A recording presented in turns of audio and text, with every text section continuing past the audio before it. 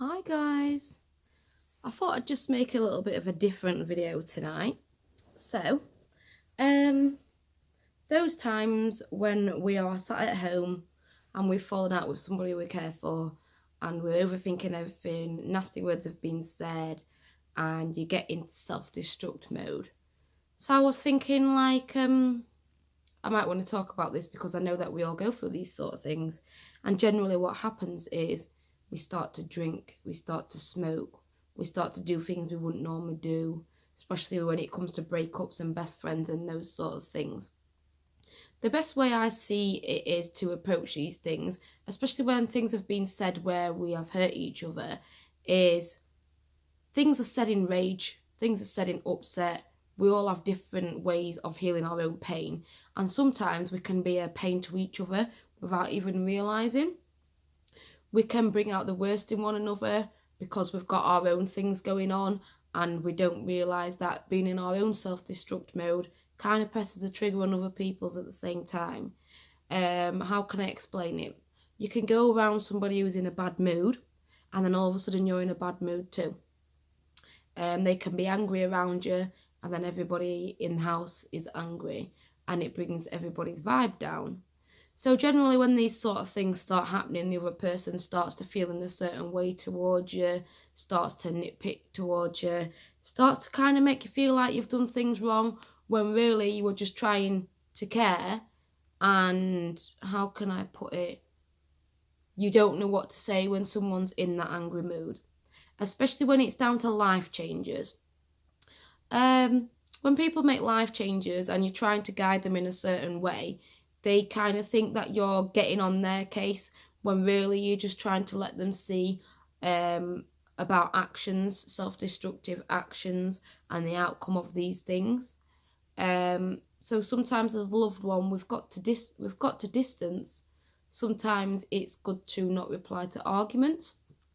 So generally what I do is, if I get in an argument with someone, I'll leave the message a good few hours before I reply, because we speak angry words, which becomes more anger because we're trying to hurt each other to see who can get the most out, and it becomes a worse problem anyway. So I'll leave it for a while, and even then, sometimes within a few days still you can still be hurting each other. It's good to just distance from each other, block each other, and just think about the good times instead of sending bad vibes towards one another. It can be hard, and it can be upsetting, and you can think, oh my god, I've lost this person. But just think, we all need our time to heal. Do you ever hear that saying where people turn around and say, but my friend wasn't there for me when they should have been? Just think about this.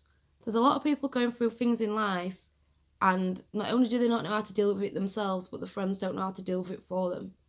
So it's down to us as an individual to deal with our own problems.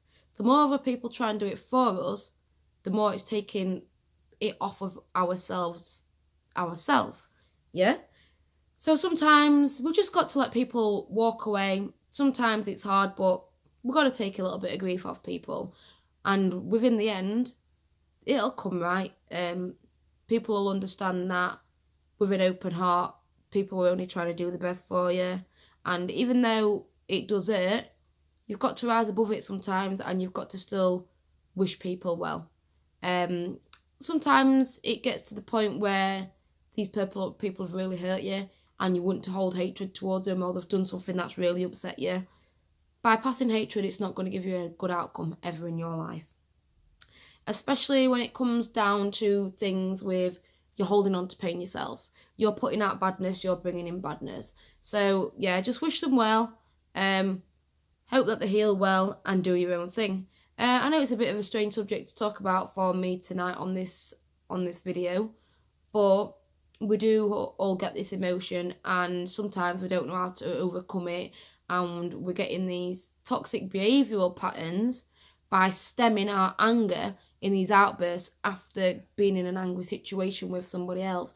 But that is where the vicious cycle keeps going on. So you've got to be able to control your own mind and think about the situation and think, how am I going to change this situation? Instead of falling out with somebody for life And instead of them thinking they understand you and them saying nasty things and accusing you of things you've not actually done, just leave them to have the peace. Leave them to heal their own pain. You do your thing. And eventually, hopefully, you'll come back together. Be the bigger person.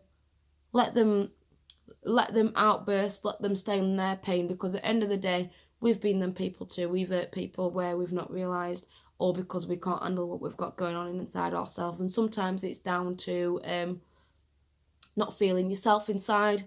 Sometimes it's down to struggling with who you are, not happy with your life situations, not happy with your living situations, wanting positive changes in life, but being in a battle where you feel like you're not getting anywhere. There's so many different reasons why people get so angry at other people and stem, and they get it in their heads themselves that other people are doing bad to them without realising, and pushing everybody away and getting to isolation.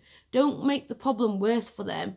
Just sit and wait, and if they want to come back, they can. But if they don't, that's their choice. But just know that you did everything that you could and hold no badness towards them. Anyway, hope that video helped for you. Much love. Peace out.